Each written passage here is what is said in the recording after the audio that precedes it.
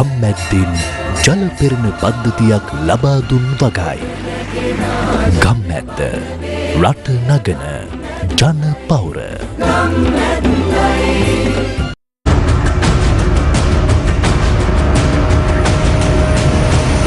Newsfirst, Newsline.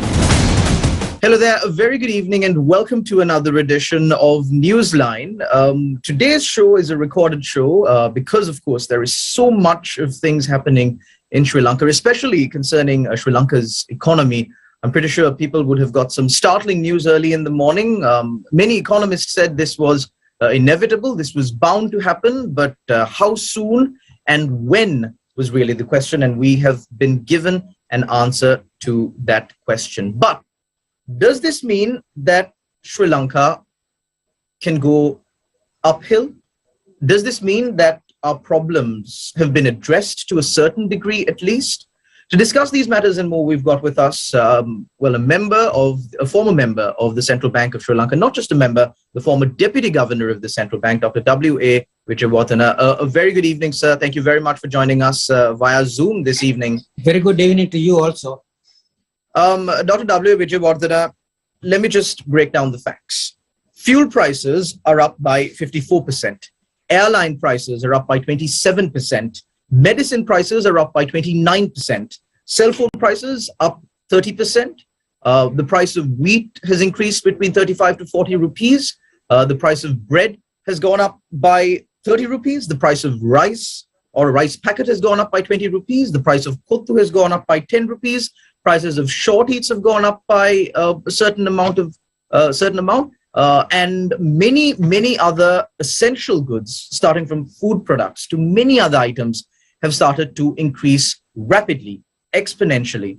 There was a post that I was scrolling through on Facebook, and I saw a person saying, we used to work with a lot of A4 sheets, and the situation in Sri Lanka is so bad that last year the A4 sheets were purchased at about 500 to 600 rupees. At the start of this year, it went up to about 800 to 950 rupees. This morning, a pack of A4 sheets was 1,400 rupees, and by this evening, the price is 1,800 rupees. What is happening here? Well, what has happened actually is, you had forgotten to mention all the increases that you have, referred to as the mega increases. So there had been a mega increase in the price of the US dollar also in Sri Lanka. In terms of the Sri Lanka rupee, for the first time in the post-independence history of Sri Lanka, within a matter of, say, 3 hours' time, the Sri Lanka rupee has depreciated against the US dollar. Well, I think to all our viewers out there, we're experiencing a little bit of a technical difficulty, but we've connected back with Dr. W.A.Wijewardena. Doctor, what happened on your end? Are you all right? Well, of course, the thing that should happen had actually happened. So we had experienced this unexpected power cut here in this area. So as a result, I lost the internet connectivity, and now it has been restored. So I'm now working on the cellular data. So don't worry. Now it is all right, but we can still continue in this dim light. But Dr. Wijewardena, people are still wondering. I mean, not all of us are economists. Not all of us are experts in managing an economy or making decisions on money printing. But there are many people who work hard in this country. And those people feel that they have been wronged, because it is not right for a person to suffer this much, to have to work this hard to earn so little, and all for the faults of someone else. What really has happened here, Dr. W.A.Wijewardena? As you see, what are the major drawbacks? Where did we go wrong, Dr. Wijewardena? Well, in fact, when I was explaining the fact that for the first time in Sri Lanka's post-independence history, or ever since the Central Bank of Sri Lanka had been established, within a matter of about 3 hours' time, Sri Lanka rupee had depreciated against the US dollar by about 40%. Now, by any standard, there's a mega depreciation of Sri Lanka rupee that could have been avoided by the government had the government had permitted the rupee to depreciate gradually over a period of time. In that case, you wouldn't have felt the shock that you had explained here. Now, as a result, when the rupee depreciates by this magnitude, the result is that all the imported goods that we import to Sri Lanka, the cost of the imported goods will increase in rupee terms, and as a result, the prices have to be adjusted upward. So that is why the Lanka IOC had increased the price of diesel and petrol, and then the price of bread has gone up, price of wheat flour has gone up, the airline tickets have gone up. Of course, that is only a small list of the things that are to go up in Sri Lanka in the next few days. So as a result, what you have to expect is that the price structure in Sri Lanka will be elevated to a higher level or higher plateau after the initial shock is felt by the economy, and when all the manufacturers and all the traders have taken stock of the existing the exchange rate, and they may adjust upward the prices again by taking that into account. So what it means is the prices of almost all the imported goods will be adjusted upward as a result of this. Dr. W.A.Wijewardena, one thing that the government continuously says is the fact that they've had to experience a lot of hardship during these times. And one of the main reasons for this economic freefall that Sri Lanka is in right now is the COVID-19 pandemic. And they've gone on to add that things have gotten even worse after the COVID-19 pandemic, since now there is a war between Ukraine and Russia. Dr. W.A.Wijewardena, by these statements, would it be apt for me to assume that the only way or the only time during which Sri Lanka can really progress from a developing nation to maybe a middle-income country to a developed country, whatever, progress in some way as far as the economy is concerned, only if everything is rosy all across the world? Is that the assumption that I'm supposed to make? No. That assumption is not correct, actually, because the world as we see it is not a rosy thing. I mean, there are conflicts in this place or that place, and the countries facing severe natural disasters sometimes. So therefore, the path to progress is not a rosy path, and it's a rugged path, and we may have to experience so many things. So we cannot blame the COVID-19 pandemic or any other natural disaster that may have befallen on Sri Lanka, because what matters to us is that we must have a proper policy in Sri Lanka which would help Sri Lanka to take it forward. Now, what was lacking during the last, maybe since around, say, 2013 onwards, we didn't have that kind of a policy framework in Sri Lanka.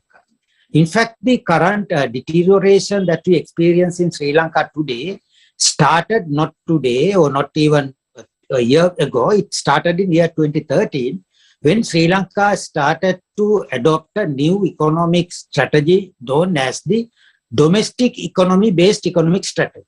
What is meant by that economic strategy is that we will produce for the local economy, we will have the local industries, and we will not produce for the rest of the world.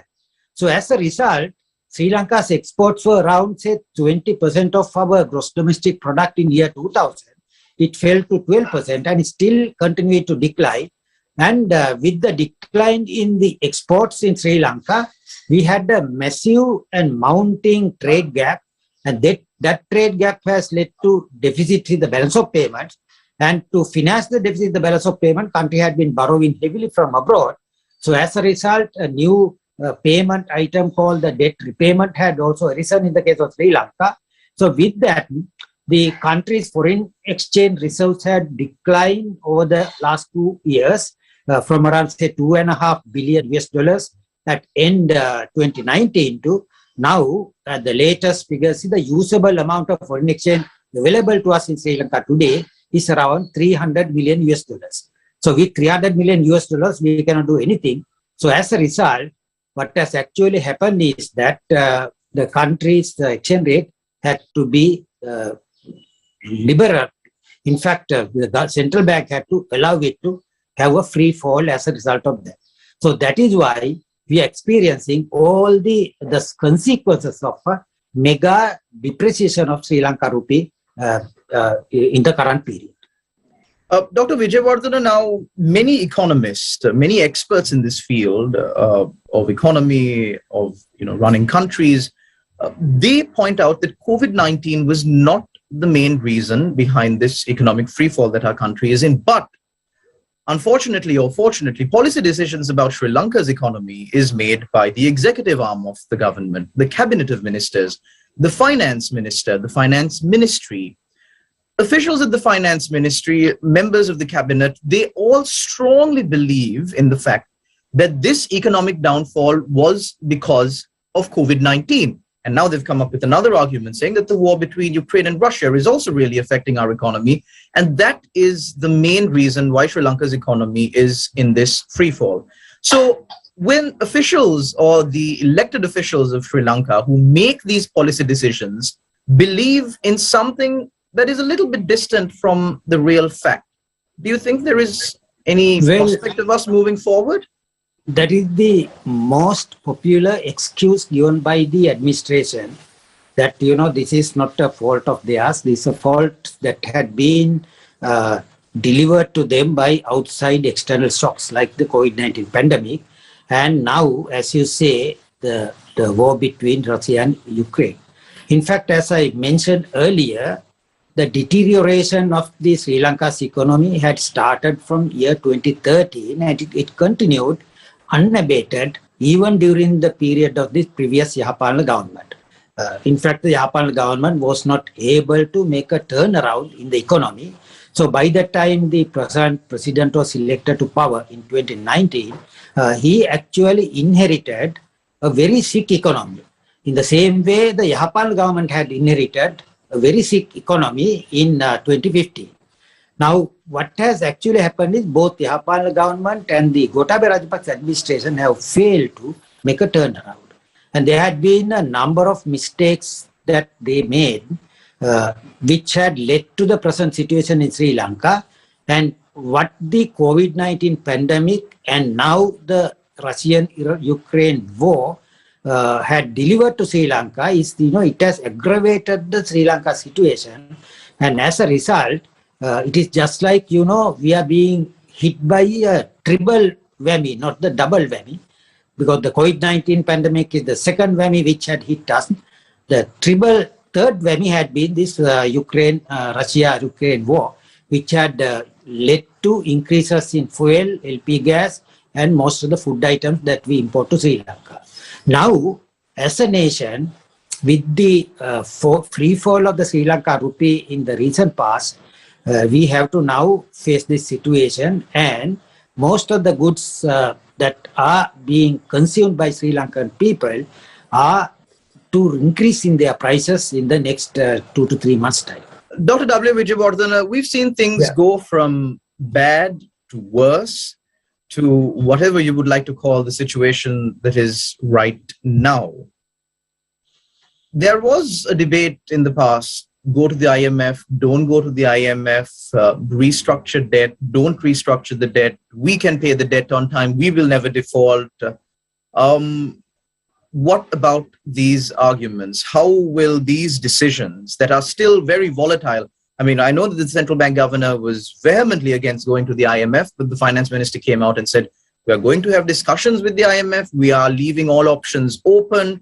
Then there was a statement made that Sri Lanka is not going to default on any of our ISB repayments, but then the facts speak otherwise. Like you pointed out, we have only about $300 million of usable foreign exchange, but we have about $1 billion in debt repayment coming up in the months of June. So how will these decisions really affect, and what is your analysis of the situation? Well, I think the refusal to go to IMF, thinking that the Sri Lanka possesses a homegrown solution, was one of the errors which the present administration has made. I can draw your attention to the fact that in 2001, we faced a similar situation when Governor W.A.Wijewardena was the governor of the central bank. And what he did was, he had to allow the rupee to have this free floating in year 2001. So prior to making that decision, he had consultations with the IMF, had got the agreement of the IMF to come and stand by with Sri Lanka. And he took, several pre-measures to allow the currency to have this free floating.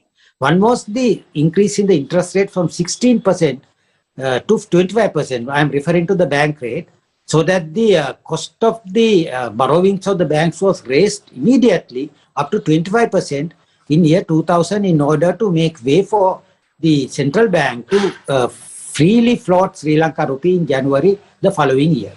When the free floating was done, immediately like today, the exchange rate increased from around say 82 rupees per US dollar to 98 rupees per US dollar. But the IMF immediately issued a statement saying that the decision to float the currency was a correct decision, and IMF would stand by with Sri Lanka.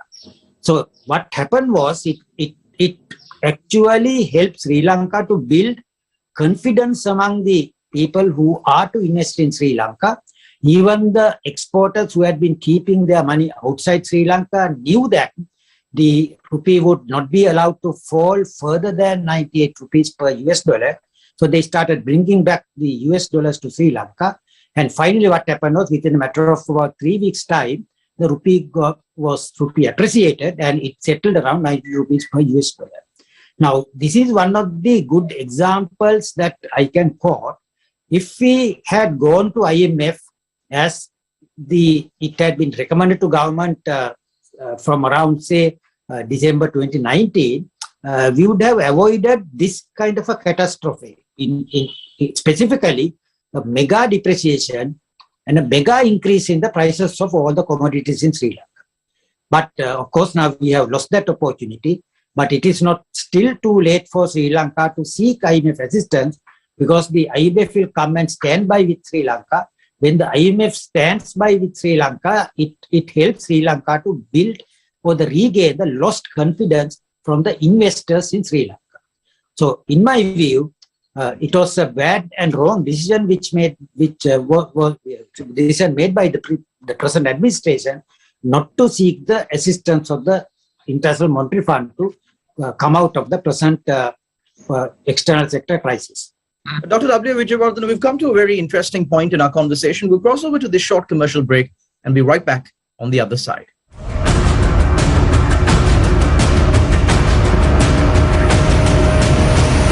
Newsfirst, Newsline. Valuable Finance, best finance company.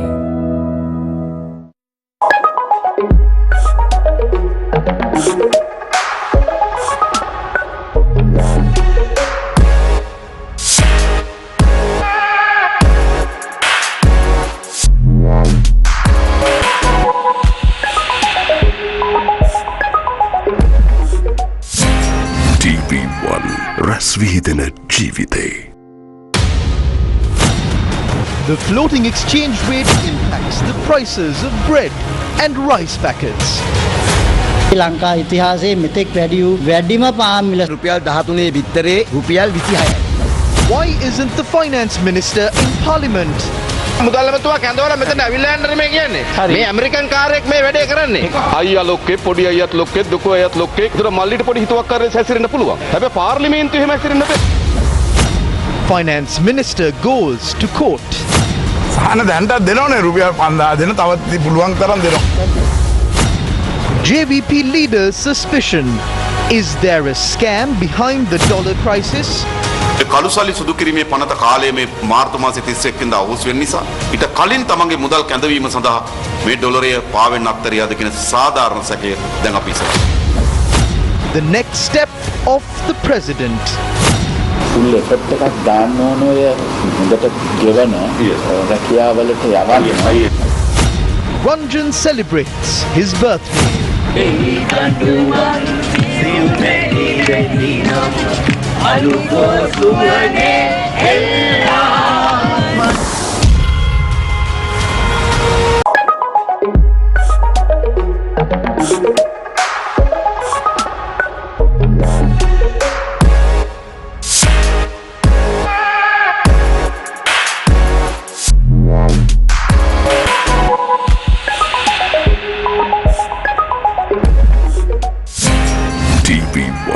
රැස්විහිදෙන ජීවිතේ. Newsfirst, Newsline. Welcome back. You're watching Newsline. We're in conversation with Dr. W.A.Wijewardena, the former Deputy Governor of the Central Bank, of course, about Sri Lanka's economy and the shock that we all are reeling from today. Like I said before, prices of goods have increased exponentially. The pack of papers that was about 1,400 rupees in the morning has increased up to 1,800 rupees by the evening. And that is not the only item. Many food items, as we discussed in the first half of this segment. Dr. W.A.Wijewardena, getting back to our discussion, you quoted an instance back in 2001 when the governor of the central bank floated the rupee and how the IMF came and stood with us. Dr. W.A.Wijewardena, I'd like to bring your focus to another area as well. You spoke about the foreign earnings of Sri Lanka. Sri Lanka has been depending on tea, rubber, coconut exports, in addition to our apparel exports. And you said that Sri Lanka started following this domestic economic policy back in 2013 when this crisis really began, according to your reading. Do you think that Sri Lanka failed to expand our export market, which is one of the main reasons why there was a balance of payment crisis? Yes, indeed, because even though the exports have increased in US dollar terms, as a percentage of GDP, the ratio had fallen from 20% in year 2000 to around 11% now. What it means is when the economy has grown, the economic growth has been brought about not by the growth in the external sector, but in the growth in the domestic sector. So as a result, when the domestic sector of an economy grows, there is in fact the higher demand for imported goods because the incomes of the people would increase. Now, this has led to a wider deficit in the current account of the balance of payments, which again had led to a deficit in the overall balance in the balance of payments. And the balance of payments had been financed by using the existing scanty foreign reserves of the country. So we are now here with only $300 million worth of usable foreign exchange. And as a result, nothing can be done except allowing the rupee to have a free fall. Dr. W.A.Wijewardena, do you think that this free fall of the rupee was planned? Is it planned? No, it's not planned. It has happened because of the policy errors made by the present administration. The policy errors one is that they had stuck to keeping the value of the rupee at 202 rupees per US dollar, even though the central bank did not have enough foreign exchange. The second policy error is that they kept IMF away, saying that there is a homegrown policy package which would help them to come out of the problem. And there are third and fourth policy errors. The third policy error is the offering of this very attractive, unsolicited tax package to income taxpayers and value-added taxpayers in late 2019. And the fourth policy error is that trying to convert Sri Lanka's agriculture to organic agriculture overnight. Because of that reason, the food production has fallen by about 30%. And now we don't have foreign exchange to import foods, number one. Even if we have foreign exchange, the prices have gone up, number two. So as a result, we have been hit by all these things. And this is not a planned one. But of course, that has been the inevitable result of the wrong policy measures taken by the government throughout this period. Dr. W.A.Wijewardena, we're in the final few minutes of this show. There is only so much that we can really squeeze in, but I want to get the most out of, your presence here on this show today. The rupee has been floated. The economists in this country mainly, were saying that this must be done. This must be done as soon as possible. Now it has been done. You say it has not been planned, but it has been done, and we can't really pull it back. Will this in any way aid to solving our problems? Well, it is only one solution because given the overall macroeconomic issues that we are facing in the country, there are many other things that have to be introduced immediately to reinforce the current depreciation of the currency. One is the increase in the interest rates because present interest rates are now, of course, the central bank had increased it by about 1% about 2 weeks ago. But that is not sufficient because the current inflation rate in Sri Lanka is 17%. And when you have an interest rate structure at around, say, 7.5% in Sri Lanka, when the inflation rate is running at 17%, the interest rate in in real terms is negative. So as a result, it is actually borrower's world and not the saver's world. The savers are spending money rather than saving, and the borrowers are borrowing money and spending because the borrowing costs have gone down. So because of this reason, immediately what should be done is, as Governor S.Wijewardena did in year 2000, interest rates will have to be doubled from 7.5% to 15%. The central bank's lending rate will have to go up to 15%. If it goes up to 15%, then the people who have kept money outside Sri Lanka, thinking that the rupee would further depreciate, will have to pay a higher domestic cost in order to meet their domestic expenses. So it will actually force them to bring dollars back to Sri Lanka. So then the government will have to go back to the tax regime which we had prior to 2019 and restore the government revenue. Then, of course, the organic farming will have to be suspended for another 10 years, and we'll have to allow the chemical fertilizers and pesticides to take over the farming and bring the output in the agriculture sector back to the previous level that we had. Now, all these reforms will have to be done along with the depreciation of the currency. If they are done, then of course we can hope that this thing will actually deliver the result to Sri Lanka. Dr. W.A.Wijewardena, you were speaking about confidence, investor confidence, the people's confidence in those who are in power, those who are running the central bank, the executive arm of the state, the cabinet of ministers. Given the allegations that you've leveled against the government, the central bank, how they conduct themselves during this 2.5 years, do you think it will be possible for the central bank right now, the state that it is in right now, the central bank, the finance ministry, the cabinet of ministers, to restore the confidence that has been lost throughout the past 2.5 years? Do you think that they can do that? Well, they can do it provided they go to IMF and get the IMF assistance, because somebody else outside Sri Lanka will have to give a certificate to us. And that certificate has to be given by IMF. So this whole idea of we can do this on our own, we don't need the IMF. They went to a point where they demonized the IMF, saying that they are coming to slap extra taxes. They'll ask people to pay more taxes for fuel. All of these stories will not fly. Well, of course, I have heard during my career in the central bank, so many people making those bold statements and finally kneeling down before the International Monetary Fund when the things go wrong and they are not able to resolve them on their own. So it will happen to Sri Lanka this time also. Dr. W.A.Wijewardena, this is more of a humane question that I'm asking you. The people of the country are dumbstruck. I must say personally that I am befuddled of what is really going on. I mean, I'm just starting my career. I have dreams, I have hopes. I'm pretty sure people who are watching us right now too feel the same way. And when we look up and ask, where did we go wrong? Can the people be faulted to a certain degree? Is it? No. People cannot be faulted.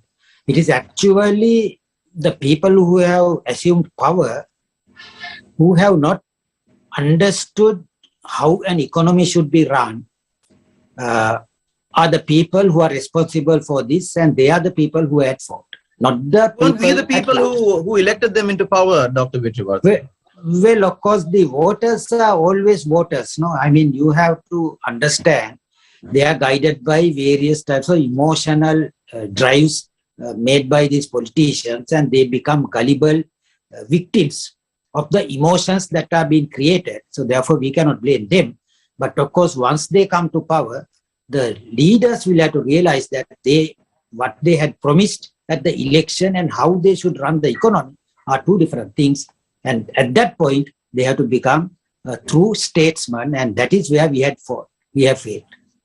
Thank you very much, Dr. W.A.Wijewardena, former Deputy Governor of the Central Bank, for joining us on this very sad day, of course, for the economy of Sri Lanka. But hopefully by these measures that our policymakers have taken, Sri Lanka might be able to come out and see the light of day, maybe in a few years at least. But of course, I will end today's program with a quote that goes like this. It says, "Weak men create hard times.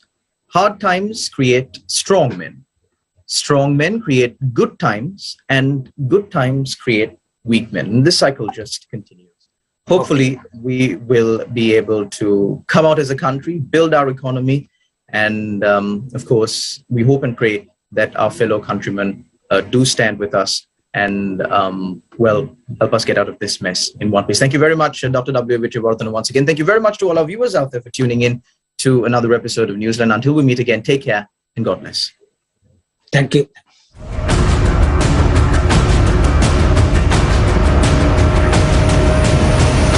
Newsfirst, Newsline.